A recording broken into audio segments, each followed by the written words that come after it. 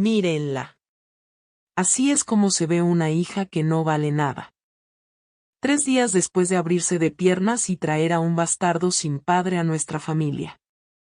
Mi madre sostenía su teléfono en alto, filmándome con una sonrisa falsa mientras yo yacía en la cama del hospital, todavía sangrando de la cesárea de emergencia, las suturas ardiendo a lo largo de mi abdomen. Mi padre me señaló directamente a la cara. No has traído más que vergüenza y deshonra a esta familia. Ese bebé es prueba de lo fracasada que eres. Estaba agotada, con un dolor insoportable, apenas capaz de sostener a mi recién nacido llorando. No dije nada mientras seguían grabando su llamado video familiar. Mi nombre es Caitlin Knowles. Tengo 29 años. Ellos pensaban que estaba completamente destrozada. Pensaban que esta era su oportunidad de destruirme para siempre. No tenían idea de que la enfermera que estaba justo detrás de ellos acababa de leer y estaba a punto de decir algo que haría añicos su mundo entero. Cuando habló, los rostros de ellos se pusieron pálidos y todo cambió en un instante. Bienvenidos de nuevo a los episodios de Revenger, donde los secretos familiares nunca permanecen enterrados por mucho tiempo. Si es tu primera vez aquí, dale a suscribirse y únete a la familia porque lo que pasó después dejó a mis padres sin palabras. Pero necesito retroceder porque lo que ocurrió en esa habitación del hospital el 4 de abril de 2026 no comenzó allí. Comenzó 10 meses antes, un martes por la tarde en junio de 2025 en una cafetería en Division Street en Portland. Su nombre era James. James Nathaniel Hendricks. Yo tenía 28 años, diseñadora gráfica independiente sobreviviendo con trabajos de logotipos para negocios locales y rediseños de sitios web para startups que pagaban con exposición. Mi apartamento de un dormitorio costaba $1,400 al mes, y usualmente estaba a 3 semanas de no poder pagar la renta. James tenía 34 años. Entró a esa cafetería usando jeans y una camiseta blanca sencilla, y no tenía idea de quién era. Su empresa necesitaba una renovación de imagen. De alguna manera mi portafolio, que consistía mayormente de trabajo que había hecho gratis para construir mi currículum, había llegado a su escritorio. Hablamos durante 2 horas sobre teoría del color y espacio negativo. Cuando me levanté para irme, él abrió la puerta. Normalmente no hago esto, dijo, invitar a diseñadoras a cenar después de una reunión. Miré su reloj. Era sutil, pero yo entendía de relojes. Ese costaba más que mi renta mensual. Probablemente más que 3 meses de renta. Normalmente no les digo que sí a los clientes, dije. Entonces no seamos cliente y diseñadora. Seamos solo 2 personas que aprecian el buen diseño y el café terrible. Sonreí a pesar de mí misma. Una cena. No fue solo una cena. En nuestra tercera cita, me dijo su apellido. Fui a casa y lo busqué en Google. SEO, Hendricks Maritime Group, Transporte Marítimo y Logística, una empresa que su abuelo había construido en 1952. Valuación actual estimada en más de 500 millones de patrimonio neto. James personalmente figuraba en 280 millones. Me quedé mirando la pantalla de mi laptop en mi pequeño apartamento de estudio con la llave que goteaba y el radiador que solo funcionaba los martes. Casi no contesté su siguiente llamada, pero lo hice. A mis padres no les vas a gustar, le dije una noche a finales de junio. Estábamos recostados en su apartamento que daba al río Willamette, ventanas de piso a techo. Una vista que probablemente valía más que toda la casa de mis padres en Beaverton. ¿Por qué no?, preguntó. Porque tú eres esto. Señalé la vista, la vida que él vivía con tanta naturalidad. Y ellos no lo son.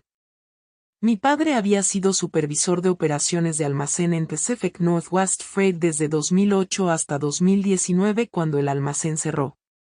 Culpó a todos. Culpó a la economía. Culpó a la automatización. Culpó a la gente rica que no se preocupaba por las familias de clase trabajadora. Principalmente, culpó a empresas como la de James. Empresas que habían competido por contratos y los habían ganado. Empresas que representaban todo lo que él había perdido. ¿Te gusto?, preguntó James. Sí. Entonces eso es todo lo que importa. Quería creerle. De verdad quería. Pero conocía a mi padre. La gente rica no era gente para él. Eran el enemigo. Eran la razón por la que había perdido su trabajo. Eran la razón por la que había pasado de ganar 52,000 al año a luchar por trabajos eventuales que pagaban 30,000 si tenía suerte. Podríamos esperar, dije cuando James me propuso matrimonio el 12 de junio. Sin anillo. Sin gran gesto. Solo una pregunta durante el desayuno en el mismo restaurante donde habíamos tenido nuestra segunda cita. Hacerlo de manera tradicional. Gran boda. Conocer primero a las familias. Dejarles acostumbrarse a la idea. Oh, dijo James, tomando mi mano sobre la mesa, podríamos hacerlo a nuestra manera. Solo nosotros. Legal y real. Y decírselo cuando estemos listos. Cuando sea seguro. Pensé en las opiniones de mi madre sobre los vestidos de novia, las opiniones de mi padre sobre todo, la manera en que criticarían cada detalle. La manera en que lo harían sobre ellos. Juzgado, dije. Esta semana. Nos casamos el 15 de junio de 2025, a las 8:39 de la mañana. Juzgado del Condado de Multnomah. La secretaria se llamaba Brenda Walsh. Tenía ojos amables y no hizo preguntas cuando dijimos que no teníamos familia que viniera. Nuestros anillos costaron 12 pesos cada uno de un vendedor ambulante que encontramos en el camino. Argollas de plata, sencillas, reales. Comimos sándwiches de delicatessen para el almuerzo después. Nos sentamos en un parque. Vimos a la gente pasear a sus perros. Estábamos casados. Éramos felices. Y nadie lo sabía excepto nosotros. Planeábamos decírselo a nuestras familias en julio después del viaje de negocios de James a Seattle. Después de haber tenido un mes de simplemente estar casados, solo nosotros. Sin actuaciones, sin manejo, solo la verdad cuando estuviéramos listos. Pero en agosto, me hice una prueba de embarazo. 2 líneas rosadas. James lloró, lágrimas de alegría. Me levantó y me hizo girar en nuestra cocina. Se lo diremos en el segundo trimestre, dijo, cuando sea más seguro, cuando podamos anunciar todo a la vez. Casados, embarazada, felices. Que lo asimilen todo de una vez.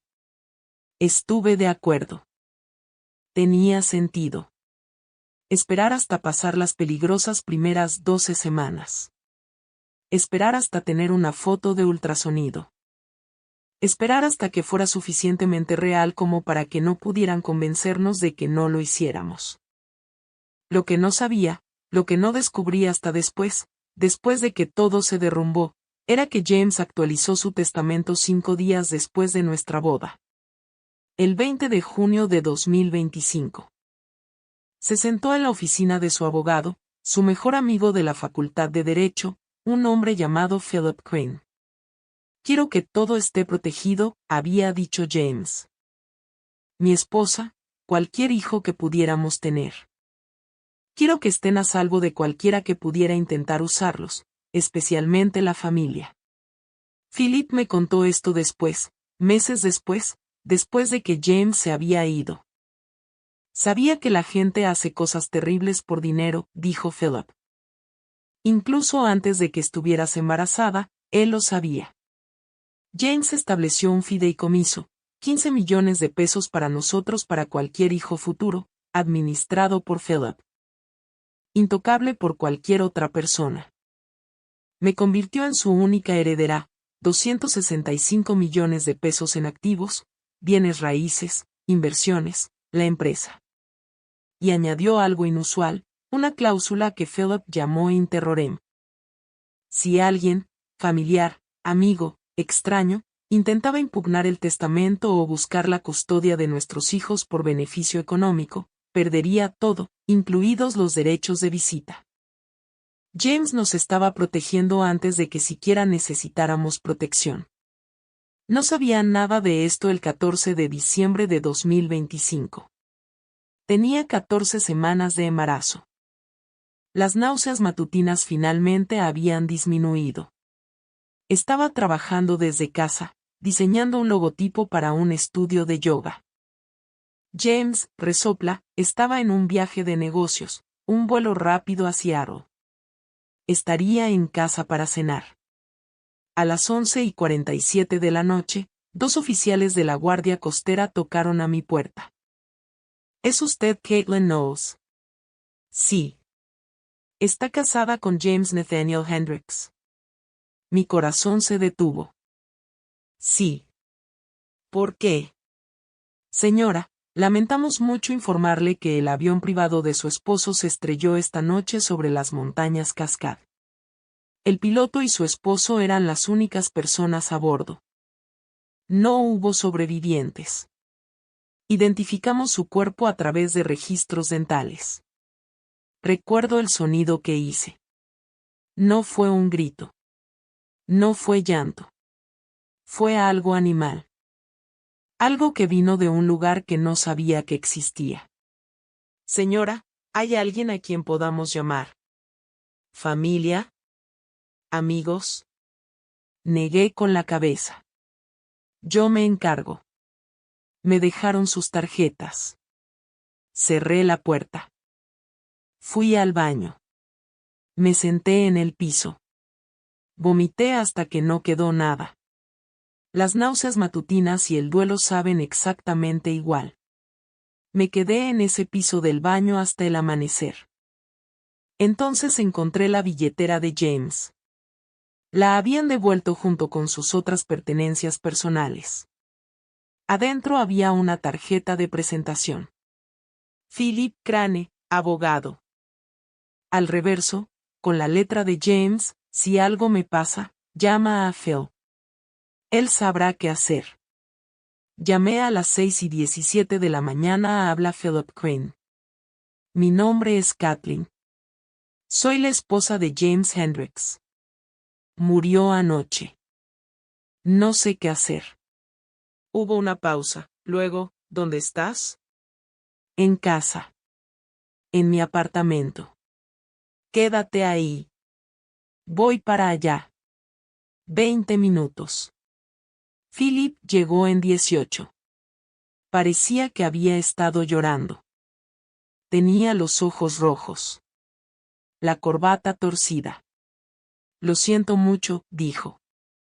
James era mi mejor amigo. Lo conozco desde que teníamos 22 años. Nos sentamos en mi pequeño apartamento. Le conté todo. El matrimonio secreto. El embarazo. El hecho de que no les había dicho nada a mis padres. No tienes que ocultarlo, dijo Philip. Eres su viuda legal. Tienes todo el derecho. Mis padres dirán que lo atrapé, lo interrumpí. Dirán que me embaracé a propósito para obtener su dinero. Intentarán controlar todo. Lo harán sobre ellos. Vanna estaba llorando de nuevo. No podía parar. Entonces lo mantenemos en privado hasta que nazca el bebé, dijo Philip. Su voz era suave pero firme. Certificado de nacimiento más certificado de matrimonio más testamento equivale a protección legal a prueba de balas. Nadie puede tocar eso. Ni tus padres, ni su familia extendida. Nadie. ¿Qué les digo a las personas? La verdad. Que estás embarazada. Que el padre está fallecido. No le debes a nadie más que eso. El servicio conmemorativo fue el 19 de diciembre.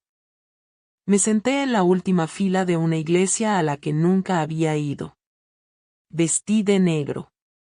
Era invisible. La familia extendida de James llenó las primeras 10 filas. Primos, parientes lejanos, gente con la que apenas había hablado en años. Había habido algún tipo de ruptura por decisiones de negocios, por dinero, por la empresa. Los escuché hablar. Qué lástima que nunca sentó cabeza. Hubiera sido bonito tener hijos que llevaran el apellido de la familia. Al menos el dinero se queda en la familia ahora. No hay buscavidas de quienes defenderse. Estaba ahí sentada, con 14 semanas de embarazo, legalmente casada, viuda a los 29, completamente invisible. Los dejé pensar que habían ganado. Los dejé pensar que el patrimonio iría a ellos. Los dejé planear su herencia. Porque en 6 meses, cuando presentara ese certificado de nacimiento, descubrirían la verdad. 2 semanas después, fui a casa de mis padres para una cena familiar. Mi madre notó que no estaba bebiendo vino. ¿Estás bien?, preguntó. Demasiado aguda, demasiado interesada. Estoy bien. No estás bebiendo. Tengo dolor de cabeza. Desapareció en el baño, volvió con una prueba de embarazo todavía en la caja. Tómate esto. Ahora mismo. Mamá. Tómatela. Lo hice. Porque pelear con ella era más difícil que simplemente hacer lo que quería. Así había sido siempre. 2 líneas rosadas. Cuando salí del baño, el rostro de mi madre ya había cambiado. De preocupación a algo más. Algo calculador. ¿Quién sabe?, preguntó inmediatamente. Solo yo. ¿El padre no? No hay padre. No uno que esté en el panorama. Su expresión cambió nuevamente. Más suave. Pero no de buena manera. Suavidad depredadora. Oh, cariño. Vamos a arreglar esto. No te preocupes. Vamos a arreglar esto. Usó la palabra arreglar 6 veces esa noche. Arreglar la situación. Arreglar mi reputación. Arreglar lo que la gente pensaría. Arreglar la imagen de la familia. Arreglar mi futuro. Arreglarme a mí. Me di cuenta de que no estaba hablando de apoyo. Estaba hablando de control. Para mediados de enero de 2026, mis padres tenían un plan. Me sentaron en su sala. Mi padre vestía su único traje bueno. El de su última entrevista de trabajo. Brilloso en los codos por el uso. Mi madre había imprimido estados de cuenta bancarios. Mis estados de cuenta bancarios. ¿Cómo conseguiste estos?, pregunté. Confirmé el contrato de tu primer apartamento cuando tenías 22 años. Dijo mi padre. Eso me dio acceso. He estado revisando. Asegurándome de que no estés tomando decisiones estúpidas. Había estado monitoreando mis finanzas durante 7 años sin decirme. Te estamos ofreciendo una manera de hacer esto bien. Dijo. Deslizó papeles sobre la mesa. Te mudas con nosotros. Te ayudamos a criar al bebé. Tú te concentras en ordenar tu vida. Eventualmente, cuando el niño sea mayor, podemos hablar de tutela legal para asegurarnos de que esté bien cuidado si algo te pasa. Leí los papeles. Ya los habían redactado con algún abogado en Salem que nunca había conocido. No voy a firmar esto. Ganas 30,000 al año, dijo mi madre. Su voz era suave, paciente, como si le explicara algo a una niña. Trabajas desde casa en una laptop. Vives en un apartamento de estudio sin espacio para una cuna. Ese bebé merece más que sobrevivir al día. Me las arreglaré. Lo vas a, todo, dijo mi padre, sin rodeos, sin suavidad, como, todo cuando intentas hacerlo tú sola. Nunca has terminado nada. La universidad, la carrera, las relaciones, todo a medias. Te estamos ofreciendo una manera de la vida de este niño también. Me voy a quedar con mi bebé. ¿Y qué vas a hacer con él?, preguntó mi padre. ¿Criarlo en la pobreza mientras finges ser algún tipo de artista? ¿Enseñarle que la ambición no importa? ¿Que la familia no importa? ¿Que la responsabilidad es opcional? No dije eso. No tienes que decirlo. Lo has estado diciendo toda tu vida. Me fui sin firmar nada, sin acordar nada, sin prometer nada. Pero tampoco podía decirles la verdad. Todavía no. Porque el patrimonio de James estaba en proceso de sucesión. Porque revelar el matrimonio demasiado pronto significaba que se insertarían en todo. Encontrarían abogados. Impugnarían el testamento. Lo harían todo público y desagradable e imposible. Porque primero necesitaba tiempo para protegerme. Así que me quedé callada. Y ellos tomaron mi silencio como debilidad. Entre enero y marzo, mis padres construyeron su caso. Visitas semanales que se sentían como interrogatorios. ¿Cuánto había ganado ese mes? ¿Qué trabajos había tomado? ¿Había ido al médico? ¿Estaba tomando mis vitaminas prenatales? ¿Estaba comiendo bien? ¿Estaba durmiendo suficiente? Iniciaron un chat grupal familiar. 12 personas. Tías, tíos, primos con los que apenas hablaba. Mi madre publicaba actualizaciones sobre mí como si fuera un proyecto. Caitlin está haciendo todo lo posible, pero la maternidad ya la tiene agotada. Recen por ella. Necesita orientación. Estamos ayudando tanto como podemos, pero es resistente al apoyo familiar. Tan terca. El bebé llega en abril. Estamos preparándonos para intervenir si es necesario. Silencié el chat. Pero las capturas de pantalla duran para siempre. Estaban construyendo una narrativa. Creando una historia pública donde yo estaba luchando y ellos eran santos. A finales de marzo, mi presión arterial subió de repente. 168/94. Mi médica dijo que era preeclampsia. Necesitaba monitoreo cercano, citas semanales. Posible parto anticipado si empeoraba. Cometí el error de decírselo a mi madre. Estaba asustada. No sabía lo que significaba la preeclampsia. Necesitaba que alguien me dijera que estaría bien. Ella me trajo un formulario de poder médico al día siguiente. ¿Qué es esto?, pregunté. Solo una precaución. Si estás inconsciente durante el parto, alguien necesita tomar decisiones médicas por ti y por el bebé. Esto nos permite hacer eso. No voy a firmar esto. Mi padre se inclinó hacia adelante. Había venido con ella, parado, resopla, en mi pequeño apartamento como si fuera suyo. Si entras en paro en esa mesa de operaciones y no podemos hablar por ti, el hospital hará lo que, quiera, incluyendo quitarte a ese bebé permanentemente, ponerlo en un hogar de acogida. ¿Es eso lo que quieres? Así no funciona eso. No sabes cómo funciona nada, dijo. Nunca has sido responsable de otra vida humana. Apenas has sido responsable de ti misma. Firma el maldito papel. Me levanté. Mi visión se nubló. La presión arterial probablemente disparándose en ese momento. Salgan. Caitlin. Salgan de mi apartamento ahora. Se fueron. Pero mi madre se giró en la puerta. Estamos tratando de ayudarte, dijo.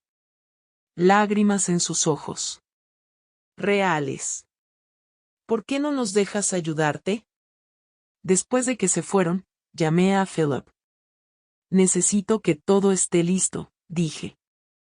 Certificado de nacimiento, documentos del patrimonio, todo. En el segundo en que nazca mi bebé, necesito que la protección legal esté asegurada. Necesito que no tengan ningún poder. Ninguno. Ya está listo, dijo Philip. James se aseguró de eso. Hay un sobre en la oficina de servicios sociales del hospital. Lo envié hace 3 semanas. Se abrirá cuando te ingresen para el parto. Tiene todo lo que necesitas. ¿Y si intentan llevárselo antes de que pueda presentar los documentos? No pueden. La ley de Oregon es clara. Eres la madre. Tienes custodia exclusiva a menos que un tribunal diga lo contrario. Y para que un tribunal diga lo contrario, tendrían que demostrar que no eres apta. Lo cual no es el caso. Tienen capturas de pantalla. Tienen una narrativa. Y nosotros tenemos la verdad. Philip me interrumpió.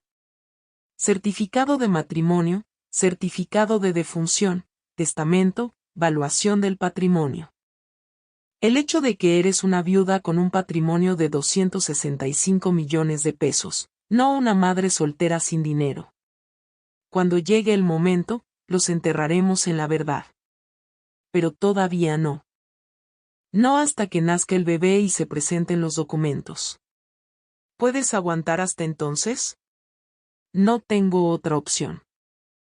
El 31 de marzo de 2026, justo antes de la medianoche, me desperté con un dolor de cabeza tan severo que pensé que mi cráneo se estaba partiendo. Mi visión brillaba en los bordes. Manchas blancas bailando por todas partes. Mi abdomen se contrajo tan fuerte que no podía ponerme de pie. Sabía lo que era, eclampsia, la versión de convulsiones de la preeclampsia, la versión que mata a mujeres y bebés. Llamé a un Uber. No llamé a mis padres. Si los llamaba, se apoderarían de todo. Estarían ahí cuando me despertara. Tomarían decisiones. Firmarían papeles como familia preocupada. No podía darles esa apertura. Llegué a la sala de emergencias de Oregon Health and Science University a la 1:02 de la mañana del 1 de abril de 2026. Mi presión arterial era 172/108, peligrosamente alta, territorio de derrame cerebral. La frecuencia cardíaca del bebé estaba bajando. 110, 105, 98. Vamos a llevarte a cirugía ahora, dijo la doctora Grayson. Era la obstetra de guardia, de 51 años. Me enteré después. En ese momento, era solo la mujer que me decía que mi bebé necesitaba ser sacado de mí en la próxima hora o ambos moriríamos. Tienes 36 semanas. Dijo. El bebé es viable, pero es pequeño. Necesitará apoyo de USIN. ¿Entiendes? Sí. ¿Tienes familia a quien debamos llamar? No. Solo yo. A las 2:16 de la mañana del 1 de abril de 2026, nació mi hijo. 5 libras 2 onzas. 36 semanas de edad gestacional. Prematuro pero respirando. Lo sostuvieron en alto durante 3 segundos, justo el tiempo suficiente para ver su cara. Luego el equipo de USIN se lo llevó. ¿Cómo se llama?, preguntó suavemente la doctora Grayson mientras cosía mi incisión capa por capa, músculo, fascia, piel. Nathaniel. Susurré. Nathaniel James, como su padre. Es un nombre fuerte y bonito. Dijo. Quería contarle sobre James, sobre el hombre que me había amado lo suficiente como para casarse conmigo en secreto. Que nos había protegido antes de que siquiera existiéramos como nosotros. Que murió hace 4 meses y me dejó aquí sola. Pero la anestesia me arrastró hacia abajo antes de que pudiera decir nada. Cuando me desperté en recuperación 6 horas después, mi madre estaba sentada en mi habitación. No la había llamado. No le había dicho a nadie que estaba en el hospital. ¿Cómo sabías que estaba aquí? Mi voz estaba ronca, la garganta en carne viva por el tubo de respiración. Llamé al hospital. Dijo simplemente. Tuve una corazonada. Instinto maternal. Confirmaron que había sido ingresada. Violación de IPA, pero había ocurrido. Estaba aquí. Sorpresa, cariño. Dijo. Con una sonrisa brillante.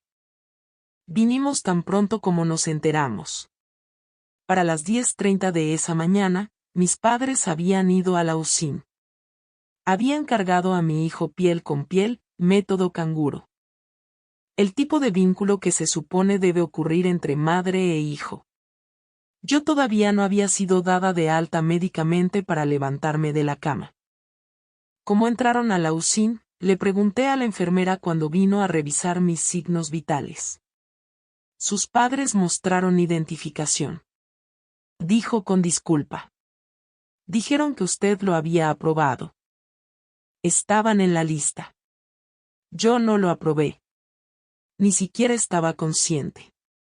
¿Cómo pude haberlo aprobado? La enfermera se veía incómoda. Haré una nota en su expediente. Pero el daño estaba hecho. Lo habían cargado primero antes que yo. Él había olido su olor, escuchado sus voces, tenido su piel contra la suya antes que la mía. Mi madre regresó a las 2 de la tarde con su teléfono lleno de fotos. Mira qué hermoso es, dijo, mostrándome fotos de ella cargando a mi hijo, de mi padre cargando a mi hijo, los dos pareciendo santos, como abuelos perfectos. Como el tipo de familia a la que la gente aspira. Voy a publicar estas en Facebook, dijo. Todos han estado muy preocupados por ti. No lo hagas. Ya era tarde. Ya lo había hecho. Abrí Facebook en mi teléfono. La publicación ya estaba ahí. Nuestra hija está haciendo todo lo posible, pero la maternidad la está abrumando. Benditos de poder estar aquí para cargar con el peso. Por favor, mantengan a ella y a nuestro nieto en sus oraciones. Los comentarios llegaron en minutos. Se ve tan pálida.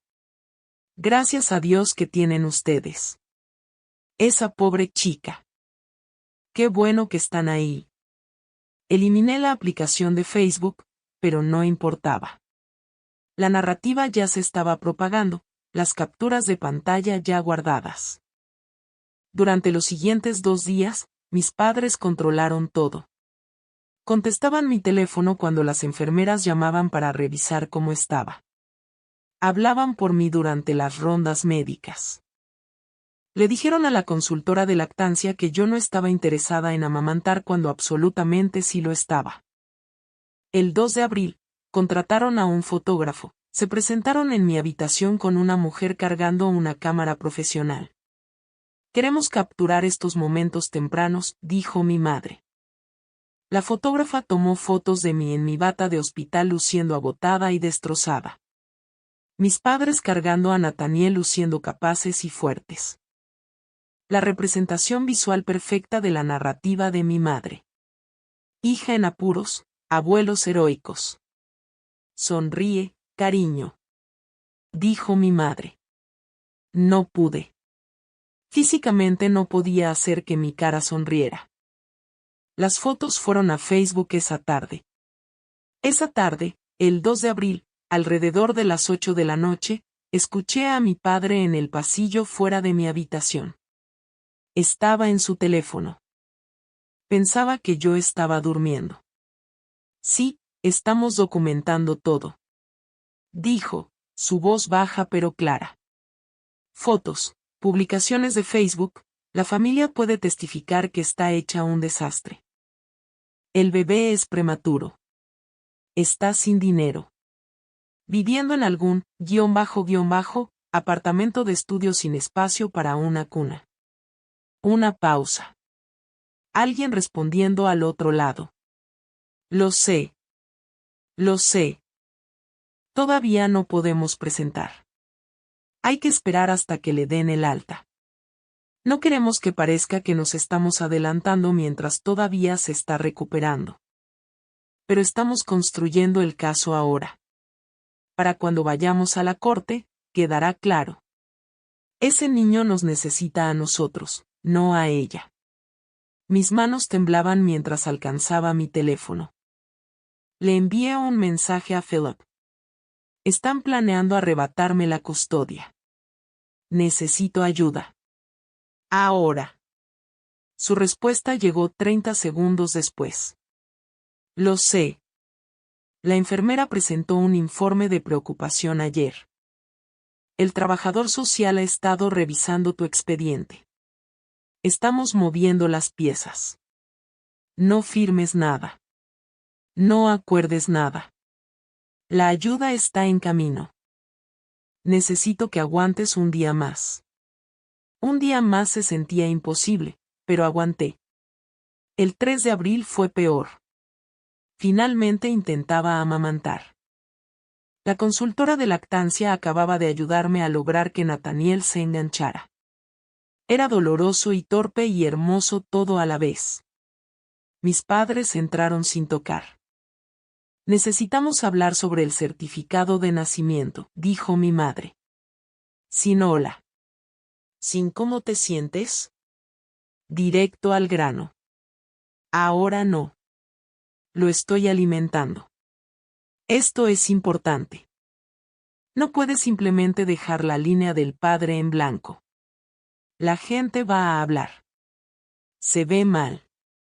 No lo voy a dejar en blanco. Las cejas de mi madre se dispararon hacia arriba. ¿Vas a nombrar a alguien? El padre está fallecido. Pero tiene un nombre. Y voy a usarlo. Mi padre se inclinó hacia adelante. ¿Qué nombre? Eso es entre el hospital y yo. La temperatura en la habitación bajó 10 grados. Nos has estado mintiendo, dijo mi padre fríamente, sin emoción. No les he mentido sobre nada. ¿Quién era? ¿Este tipo muerto que te dejó embarazada? Eso no es asunto suyo. Mi madre intentó un enfoque diferente, más suave, preocupada. Cariño, solo estamos tratando de ayudar. Si el padre tiene familia, podrían intentar quedarse con el bebé. Necesitamos saber con quién estamos lidiando. Necesitamos protegerte. ¿Puedo protegerme sola? ¿Puedes?, preguntó mi padre. Porque desde donde yo estoy, parece que apenas puedes protegerte de derrumbarte. Eventualmente se fueron, pero la semilla había sido plantada. Sabían que algo era diferente. Sabían que estaba ocultando algo más grande que solo un nombre. Esa noche, no dormí. Cada paso en el pasillo me hacía saltar. Cada vez que mi teléfono vibró, pensé que era otro familiar diciéndome qué hacer. A las 3 de la mañana, sosteniendo a Nathaniel en la tenue habitación del hospital, le susurré, voy a protegerte. Todavía no sé cómo, pero lo haré. Te lo prometo. El 4 de abril, día 3, el día en que todo cambió. Nathaniel había sido dado de alta de la UCI esa mañana. Oficialmente estaba en la habitación conmigo, aprendiendo a amamantar, conociéndonos el uno al otro. A la 1:47 de la tarde, intentaba amamantarlo. El enganche estaba mejor hoy, menos dolor. Él estaba empezando a entenderlo. La puerta se abrió. Mis padres entraron. Mi madre ya sostenía su teléfono en alto, en modo cámara, grabando. No pares, dijo, voz brillante, voz de actuación. Queremos capturar esto en video.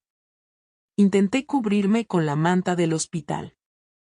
Mamá, necesito privacidad. Oh, no seas pudorosa. Soy tu madre. He visto todo. No se trata de eso. Estoy aprendiendo a amamantar. Necesito espacio. Necesito que se vayan. Y nosotros queremos apoyarte. Levantó el teléfono más alto, apuntándolo directamente hacia mí. Este es un momento familiar. Estamos capturando momentos familiares. No es un momento familiar, dije. Mi voz temblaba. Es médico. Es privado. Por favor, váyanse. Mi padre cruzó los brazos, se paró frente a la puerta, bloqueando físicamente mi salida si hubiera podido caminar. Hemos sido pacientes contigo, dijo, muy pacientes. Te hemos dejado jugar tus jueguitos, guardar secretos, actuar como si estuvieras en control, pero estás siendo irrespetuosa. Nos quedamos. La enfermera en la estación de computadoras levantó la vista. Su tarjeta de identificación decía Jessica Brennan, RN. La había visto algunas veces durante mi estadía, pero esta era la primera vez que estaba en mi habitación durante un periodo prolongado. Vi su mano moverse hacia el teléfono en el escritorio. Y luego mi madre comenzó a hablar. No la voz falsa y dulce que usaba en público. No la voz de madre preocupada. La voz real. La fea que había debajo. Mírenla. Le dijo a la cámara. A quien eventualmente vería este video. A los miembros de la familia. Al juez al que planeaban mostrarle esto. Así es como se ve una hija que no vale nada 3 días después de abrirse de piernas y traer a un bastardo sin padre a nuestra familia. Mi padre se acercó más. Señaló mi cara. Su dedo a 6 pulgadas de mi nariz. No has traído más que vergüenza y deshonra a esta familia. Ni siquiera pudiste mantener a un hombre el tiempo suficiente para darle a ese bebé un padre de verdad. Ese bebé es prueba de lo fracasada que eres. La cámara seguía grabando. La sonrisa de mi madre fija en su lugar. El disgusto de mi padre completamente sin filtro. Me senté ahí. Nathaniel llorando contra mí. Mi bata de hospital a medio abrir. Sangrando a través de mi toalla. Mis suturas ardiendo como si alguien me hubiera vertido ácido encima. No dije nada. ¿Qué podría haber dicho? Ellos tenían la cámara. Tenían la narrativa. Tenían 3 días de documentación mostrándome en apuros. Entonces Jessica se levantó. Se colocó entre la cámara y mi cama. Su cuerpo bloqueó físicamente la toma. Señora. Dijo. Su voz calmada. Profesional. Fría como el hielo. Necesito que deje de grabar. Ahora mismo. Mi madre bajó el teléfono ligeramente. La sonrisa vaciló. Somos sus padres. Se nos permite. Se les permite visitar durante las horas designadas si la paciente da su consentimiento. Jessica interrumpió. No se les permite grabar procedimientos médicos sin consentimiento por escrito. Y definitivamente no se les permite abusar verbalmente de mi paciente mientras intenta alimentar a su recién nacido. ¿Abuso? La voz de mi padre subió, indignada. Es nuestra hija. No estamos abusando de nadie. Estamos tratando de abrirle los ojos a la realidad. ¿Filmándola semidesnuda sin su consentimiento y llamándola inútil? El tono de Jessica no vaciló. No cambió. Seguía siendo profesional. Seguía siendo frío como el hielo. Eso no es realidad. Eso es acoso. Y lo estoy documentando. Se giró hacia mí. Sus ojos encontrando los míos. Una pregunta ahí. Señora Knowles, ¿los quiere aquí? Miré a mis padres. Los miré de verdad. Los ojos de mi madre abiertos de par en par, calculadores. Ya tratando de encontrar la manera de darle otro giro a esto. La mandíbula de mi padre apretada, los puños cerrándose a sus costados. No. Susurré. Quiero que se vayan. Jessica levantó el teléfono, marcó 3 dígitos. Seguridad a la habitación 512. La paciente solicita la expulsión de visitantes no autorizados. El rostro de mi madre cambió. La actuación cayó. Miedo real debajo. No pueden echarnos. Somos sus padres. Puedo y lo estoy haciendo. Tienen 2 opciones. Irse voluntariamente ahora. O irse en 5 minutos cuando los escolte seguridad. Su elección. Mi padre tomó el brazo de mi madre. Vamos. Lo manejaremos de la manera correcta. A través de los canales apropiados. Pero antes de irse, mi madre se giró. Su voz diferente ahora. Asustada. Vulnerable de una manera que nunca había escuchado. Caitlin, cariño, por favor. Sea lo que sea esto, podemos hablarlo. No. Dije. Por primera vez en mi vida, dije no claramente. No podemos. Ya no. La puerta se cerró detrás de ellos. Jessica se giró hacia mí. ¿Estás bien? Rompí en llanto. No por miedo, no por dolor, sino por alivio. Alguien finalmente me había escuchado. Alguien finalmente me creyó. Alguien finalmente se interpuso entre ellos y yo.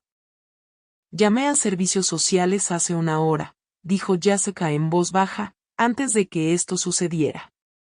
He estado observando el patrón desde que te ingresaron. La manera en que hablan por ti, la manera en que controlan tu espacio, la manera en que te encoges cuando entran. Presenté un informe de preocupación ayer. Y su abogado ha sido contactado. ¿Mi abogado? Hay una nota en tu expediente médico, una nota legal.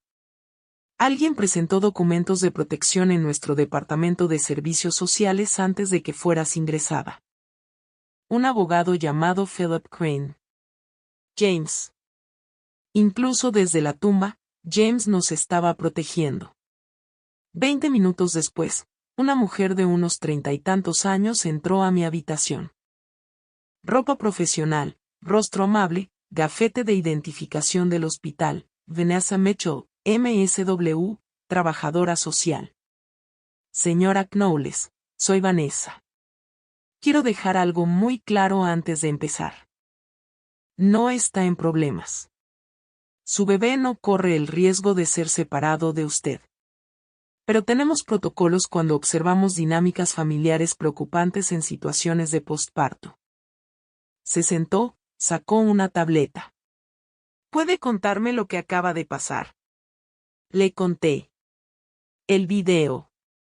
Las palabras que usaron. Los 3 días de control. Voy a ser honesta con usted, dijo Vanessa. Hemos estado observando desde que fue ingresada. No por algo que haya hecho mal, sino porque Jessica señaló algunos patrones preocupantes desde el primer día. Sacó sus notas. El 1 de abril, llegó sola a las 1 de la mañana en un viaje compartido. No se llamó a ningún familiar. Solicitó específicamente que no se compartiera ninguna información sobre su ingreso, pero de alguna manera sus padres llegaron a las 10 de la mañana. Visitaron la UCIN y cargaron a su bebé antes de que usted estuviera médicamente autorizada para verlo. Le proporcionaron información falsa al personal de UCIN sobre tener su aprobación. Hizo scroll. El 2 de abril, contrataron a un fotógrafo sin su conocimiento. Publicaron sobre usted en redes sociales sin permiso. Contestaron llamadas telefónicas de sus enfermeras y hablaron por usted. Escuchamos a su padre en el pasillo hablando sobre acciones legales, sobre la custodia. ¿Escucharon eso? Las enfermeras escuchan todo, dijo Vanessa suavemente. El 3 de abril, resopla, la presionaron sobre el certificado de nacimiento. Exigieron información que usted no quería compartir. Y hoy, intentaron filmarla durante un procedimiento médico protegido y la abusaron verbalmente en cámara. Cerró la tableta. Señora Knowles, esto es un patrón de control coercitivo, y lo tomamos muy en serio. ¿Qué pasa ahora? Ahora le hago una pregunta. ¿Hay algo que necesite contarme sobre el padre de su bebé? ¿Sobre su situación legal? Porque su expediente médico tiene una nota que nunca había visto antes. Documentos legales presentados en nuestro departamento antes de que fuera ingresada. Respiré hondo, tomé la decisión, le confié. El padre de mi bebé era James Nathaniel Hendricks.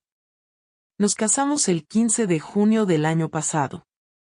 Murió el 14 de diciembre. Soy viuda. No les he dicho a mis padres porque intentarán tomar el control del patrimonio de él, de mi hijo, de todo. Vanessa asintió lentamente, como si las piezas estuvieran encajando. ¿Y Philip Crane? El mejor amigo de James, su abogado, el albacea de su patrimonio. Sacó un sobresellado de su bolsa. Esto fue entregado a nuestra oficina el 31 de marzo, el día antes de que fuera ingresada. Está dirigido para ser abierto al momento de su ingreso para el parto. Mis manos temblaban mientras lo abría.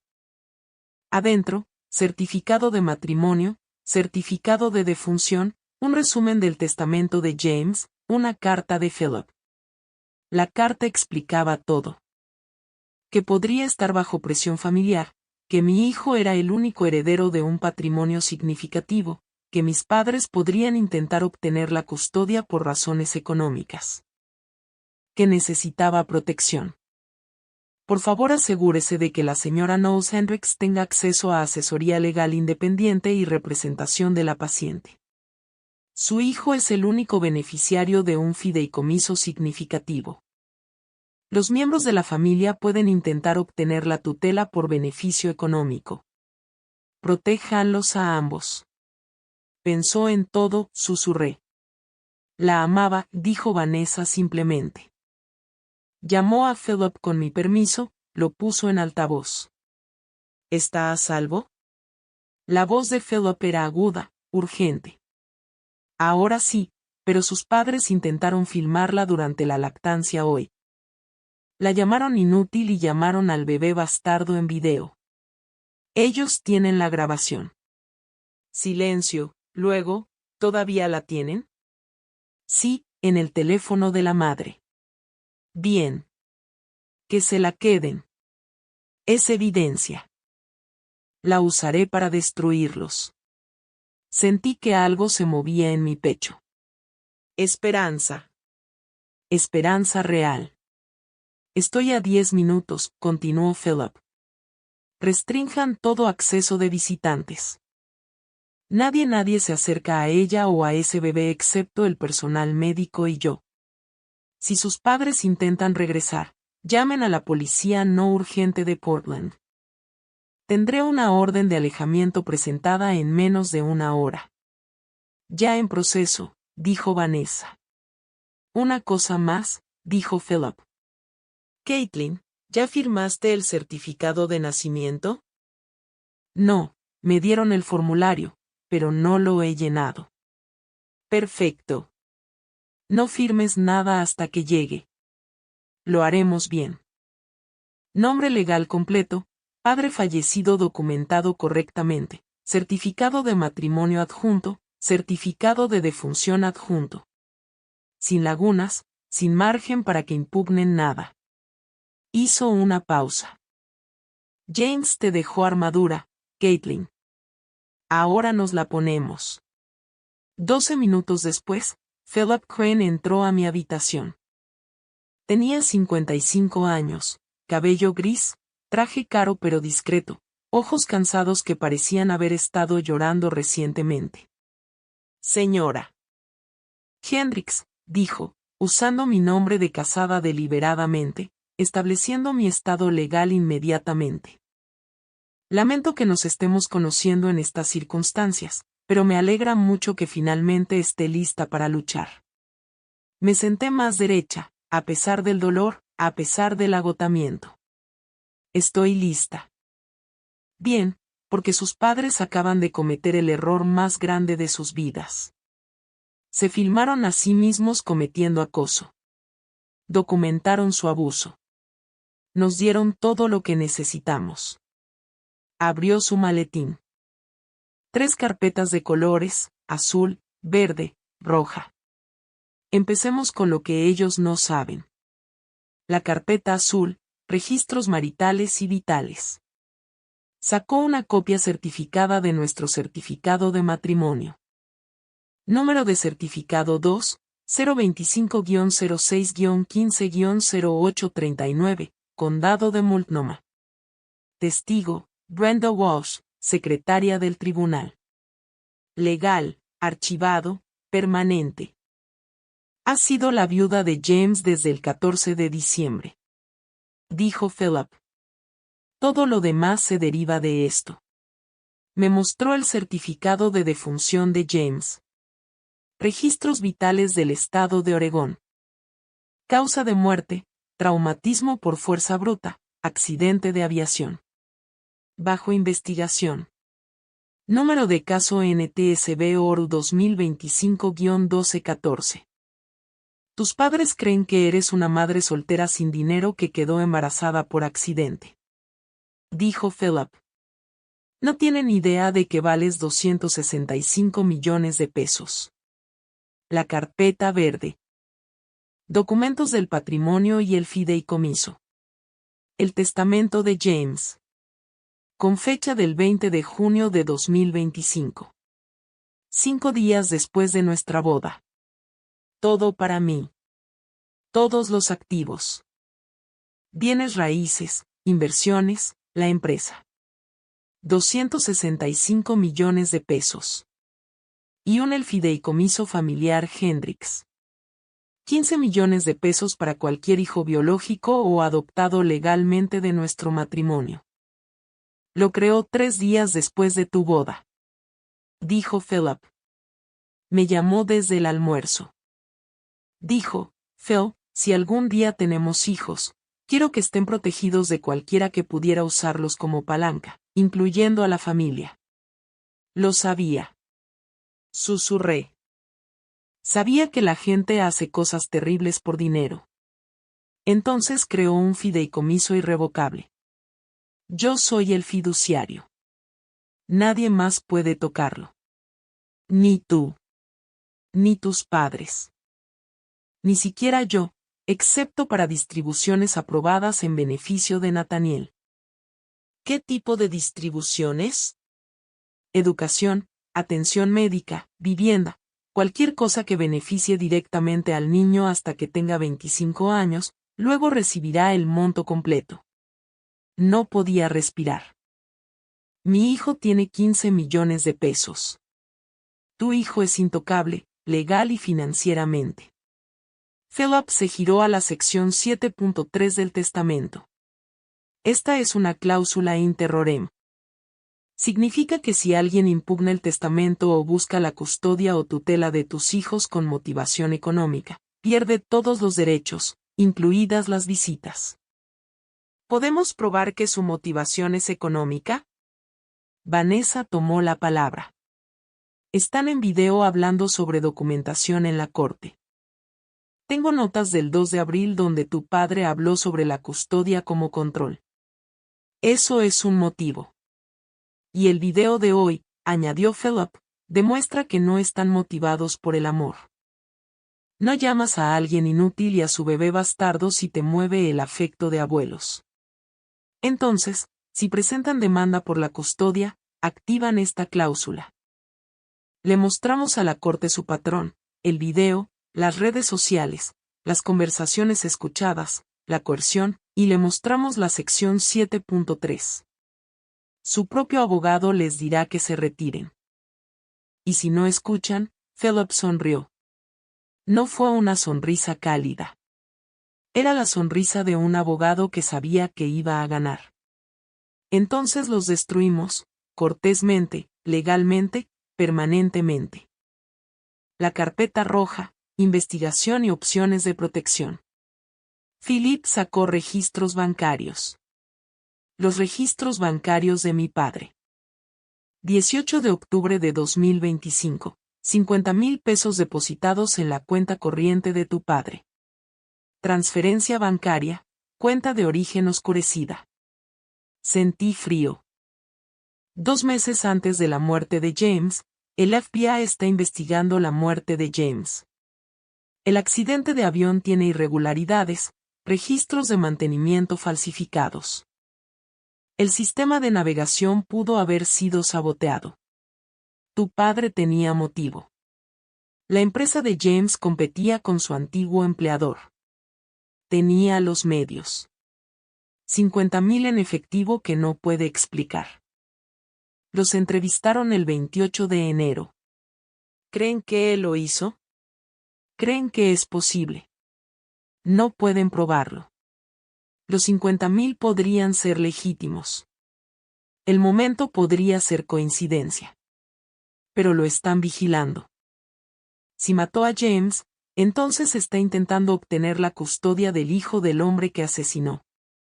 Concluyó Philip. Por eso lo mantenemos tan lejos como sea posible, culpable o no. Llegó seguridad con documentos. Prohibición de visitas.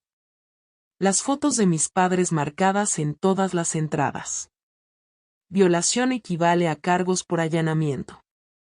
También presentaremos una orden de alejamiento de emergencia, dijo Philip, basada en el acoso de hoy, el video, el intento de coerción. La tendré ante un juez en menos de una hora. A las 4 de la tarde, se concedió la orden de alejamiento temporal. Russell y Diane Knowles deben mantenerse a 100 yardas de Caitlin Knowles y del menor Nathaniel Knowles Hendricks. Efectivo de inmediato. Un notificador judicial la entregó en su casa a las 5:45 de la tarde. Esa noche, mi teléfono vibró. Número desconocido. Kathleen, por favor. Soy tu madre. No puedes hacernos esto. Ese es nuestro nieto. Tomé una captura de pantalla, se la envié a Philip. Violación número 1. Documenta todo. Cada intento. Bloqueé el número. Luego cargué a Nathaniel, lo estreché cerca, le susurré, nadie va a llevarte. Nadie. La mañana siguiente fue el 5 de abril, día 5, la fecha límite para presentar el certificado de nacimiento de Nathaniel. Philip trajo el formulario a mi habitación a las 11 de la mañana. Lo llenamos juntos. Nombre completo del niño, Nathaniel James Knowles Hendricks. Madre, Caitlin Marie Knowles. Fecha de nacimiento, 12 de agosto de 1996. Padre, James Nathaniel Hendricks. Fecha de nacimiento, 15 de marzo de 1991. Fecha de defunción, 14 de diciembre de 2025. Estado civil de la madre al momento del nacimiento, viuda. Firmé. Mi mano temblaba. Philip fue testigo. Vanessa fue testigo. La secretaria del hospital lo selló. Felicitaciones. Su hijo existe oficialmente a los ojos del estado de Oregón. Está oficialmente protegido, corregí.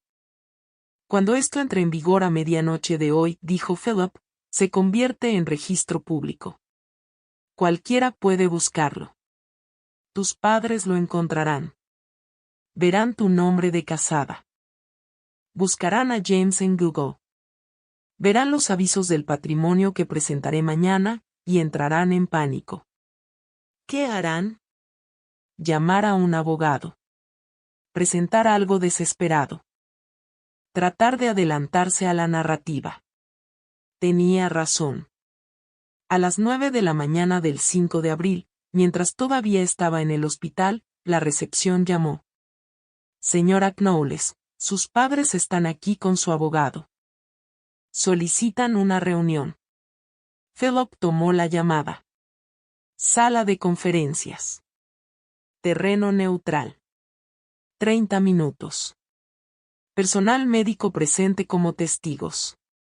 No tienes que ir, me dijo. Sí tengo que ir. Han estado hablando por mí toda mi vida. Ya terminé de esconderme. Vanessa me llevó en silla de ruedas a la sala de conferencias. Estaba a 4 días de la cirugía, todavía con dolor, todavía agotada, pero necesitaba enfrentarlos. Mis padres estaban sentados a un lado de la mesa, mi madre con su ropa de iglesia, mi padre en su traje gastado, su abogado entre ellos, Brass Kellerman, algún abogado de derecho familiar de Salem. Deslizó un documento sobre la mesa. Petición de tutela temporal de emergencia del menor Nathaniel Knowles. Lo leí. Cada línea se sentía como un cuchillo. La madre demuestra incapacidad para cuidarse a sí misma o al menor debido a complicaciones postquirúrgicas e inestabilidad emocional. La madre ha rechazado el apoyo familiar y se ha aislado, lo que indica una posible crisis de salud mental. La madre carece de ingresos estables o vivienda adecuada para un bebé prematuro. Los abuelos están preparados para proporcionar un entorno hogareño estable de inmediato. Esto es, dije en voz baja. Brice parpadeó. ¿Cómo dijo? Cada palabra de esto es, Philip se recostó en su silla, miró a Brice. Petición interesante. Solo hay un problema. ¿Y cuál es? Cada afirmación está basada en una mentira y podemos probarlo. Deslizó su propia carpeta sobre la mesa. Brice la abrió. Vi cómo el color se le escurrió del rostro. Error 1, dijo Philip. Su voz calmada, profesional, devastadora. El padre no es desconocido. El padre es James Nathaniel Hendricks, fallecido el 14 de diciembre de 2025. Caitlin era su esposa legal. Certificado de matrimonio adjunto. Número de certificado 1 de junio de 2025 5-0839. La mano de mi madre voló a su boca. Error 2. La madre no es económicamente insolvente. Es la viuda y única heredera de un patrimonio de 280 millones de pesos. Valoración preliminar del patrimonio adjunta. Mi padre se inclinó hacia adelante, su rostro pasando de pálido a rojo. Eso es imposible. Error 3, continuó Philip, ignorándolo por completo. La madre no es emocionalmente inestable. Ha estado abogando por sí misma y por su hijo desde el primer día. Testimonio del personal del hospital adjunto, incluyendo documentación de sus intentos de controlarla, mentir al personal, violar su privacidad y filmarla sin consentimiento. Sacó un fotograma del video de ellos. El rostro de mi madre congelado a mitad de frase. La transcripción de audio debajo, hija inútil, bastardo sin padre, vergüenza y deshonra. Error 4. Sus clientes no están motivados por el bienestar del niño. Están motivados por el dinero. Esta petición, presentada la mañana después de enterarse de complicaciones legales, demuestra premeditación. Philip señaló la sección 7.3 del testamento de James. Esta es una cláusula inter rorem.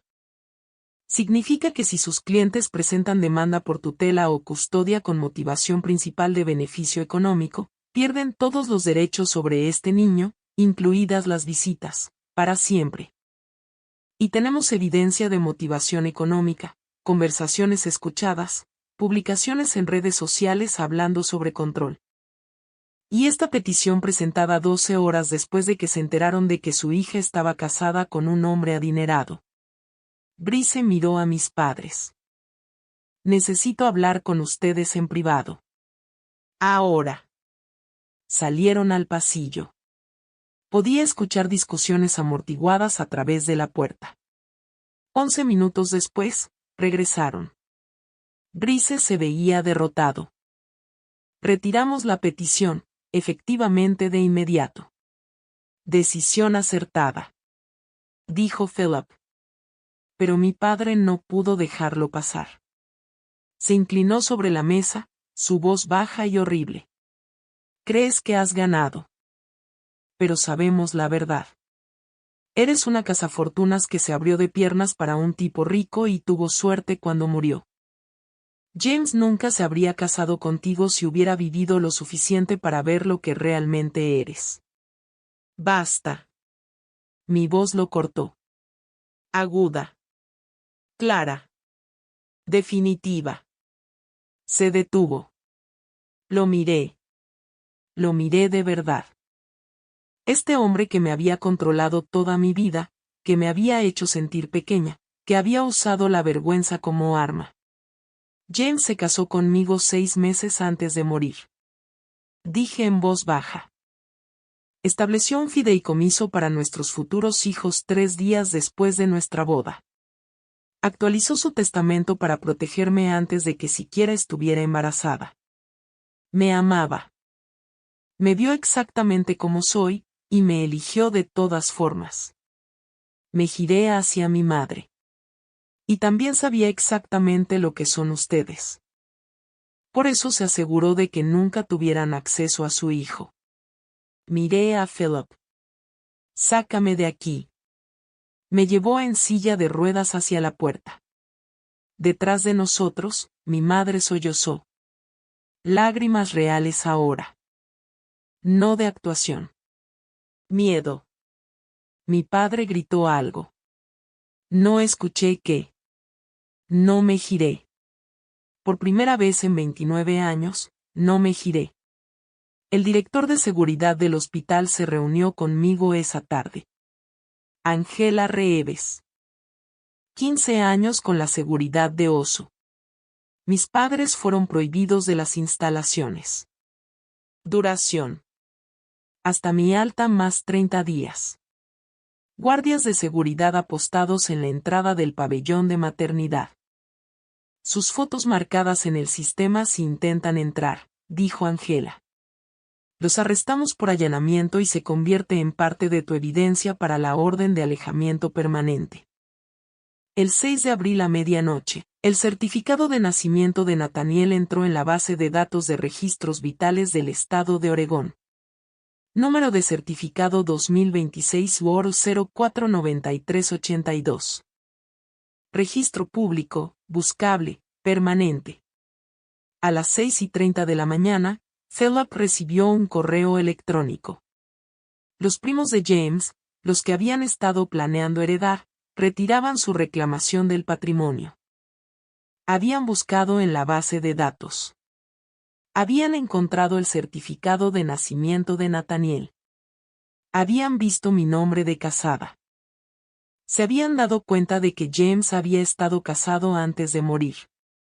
Había tenido un hijo póstumo. Su herencia había desaparecido. Está hecho, dijo Philip cuando llamó. Tú y Nathaniel están confirmados como únicos herederos. La disputa por el patrimonio ha terminado. El 7 de abril, me dieron el alta. Día 7 después de la cirugía. La doctora Grayson me dio el alta médica. La incisión sanando bien. El dolor manejable. Nathaniel prosperando. Philip había arreglado un nuevo apartamento para mí. Barrio diferente. Edificio seguro. 2 habitaciones. Amueblado. Dirección mantenida confidencial. Tus padres conocen tu apartamento anterior, dijo. Y están desesperados. Este lugar está fuera del registro. No aparece en ningún documento público. No pueden encontrarte. Cuando salíamos del estacionamiento del hospital, vi un carro estacionado cerca de la salida. Sedán beige. El carro de mi padre. Estaba ahí, observando, esperando. Philip tomó su teléfono. Calmado, profesional. Placa YKD 5823. Toyota Camry beige. merodeando cerca de la salida del hospital. Posible violación de la orden de alejamiento. Colgó. La policía está en camino. No me giré para ver el carro. No necesitaba ver su cara. Solo necesitaba irme. Y lo hice. El 10 de abril, se celebró la audiencia de la orden de alejamiento permanente. Participé por video desde mi nuevo apartamento. Demasiado débil para viajar. 9 días después de la cirugía. La jueza Patricia Wolf revisó la evidencia. Informes de incidentes del hospital. La transcripción del video.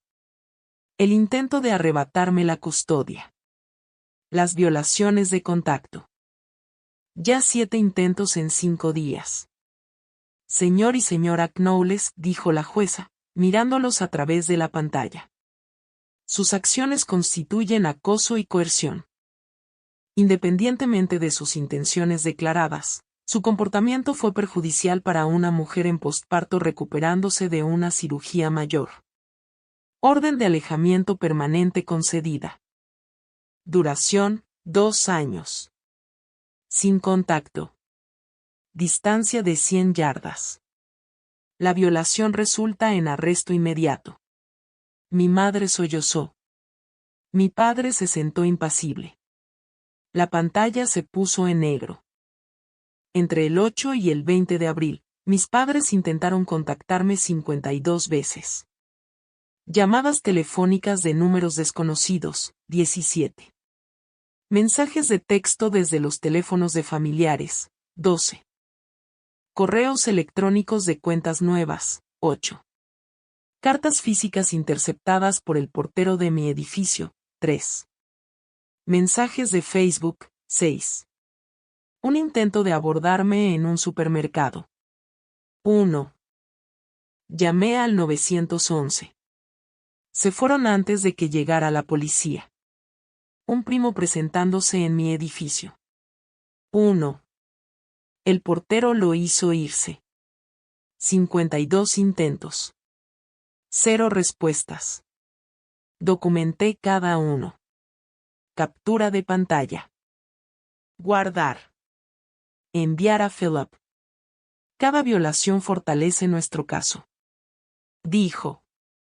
El 20 de abril, los intentos se detuvieron. Simplemente se detuvieron. Su abogado finalmente los había convencido.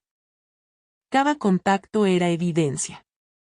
Cada violación los acercaba a cargos por desacato. Se retiraron. Pero el silencio no se sentía como paz. Se sentía como aguantar la respiración. Esperando el siguiente ataque. Philip visitaba todos los miércoles. Revisaba cómo estábamos. Traía comestibles. Se aseguraba de que estuviéramos a salvo. Vanessa llamaba 2 veces a la semana. Seguimiento profesional que se sentía como amistad. Jessica me enviaba mensajes cada pocos días. Eres una guerrera. No lo olvides. Me uní a un grupo de apoyo en línea para padres solteros. Alguien preguntó cuál era la parte más difícil. Escribí. Saber que las personas que deberían amarte preferirían controlarte. 17 personas reaccionaron. 3 me enviaron mensajes privados. Igual. Yo también. No estás sola. No estaba sola. El 23 de abril, 3 semanas después del parto, la doctora Grayson me dio el alta para actividades normales. Mi incisión había sanado hasta convertirse en una cicatriz rosada. El dolor se había ido en su mayoría. Podía caminar. Conducir. Funcionar. Físicamente, estás curada. Dijo. ¿Y emocionalmente? Avanzando. 2 días después, el 25 de abril, conduje hasta el Cementerio Nacional Willamette. Llevé a Nathaniel conmigo. Era la primera vez que regresaba desde el funeral de James. La tumba estaba en la sección 12. Lápida gris sencilla. La tierra ya tenía pasto creciendo encima.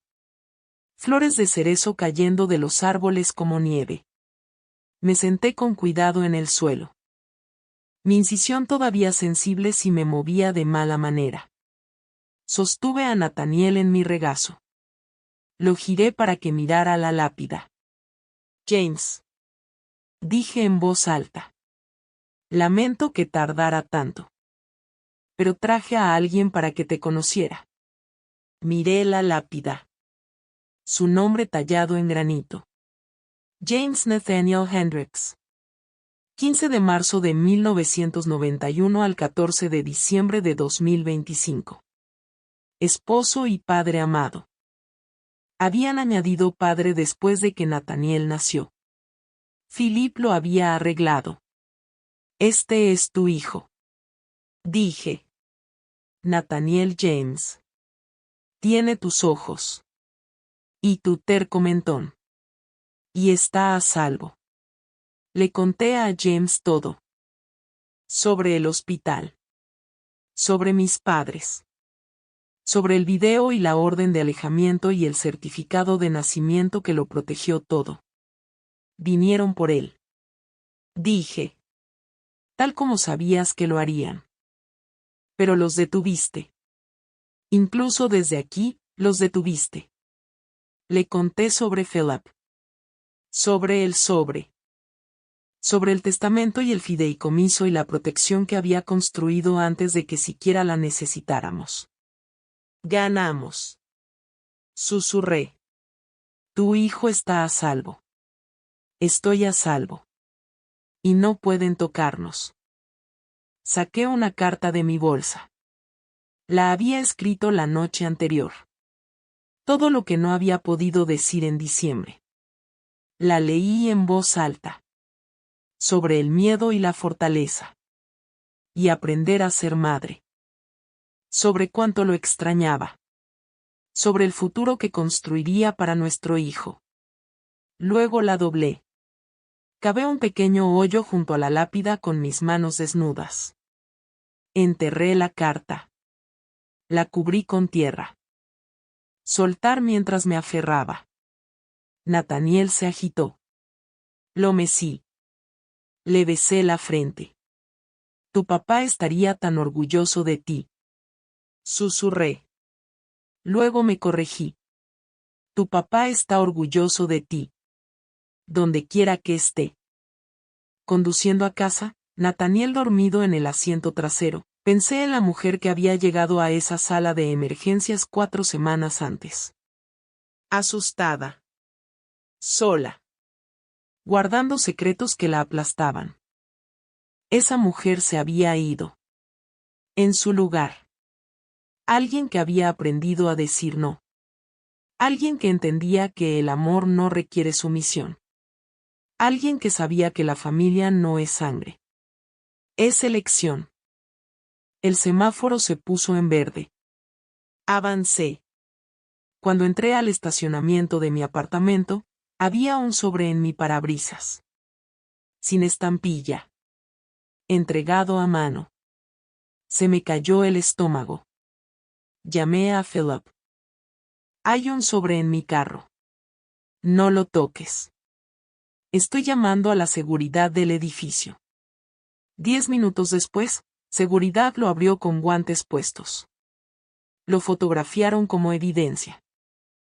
Adentro, una manta de bebé tejida a mano. Azul, suave, hermosa. Y una nota con la letra de mi madre. Para Nathaniel. Lo siento. Los quiero a los dos. Philip lo registró. Violación número 7. No lloré. Simplemente subí.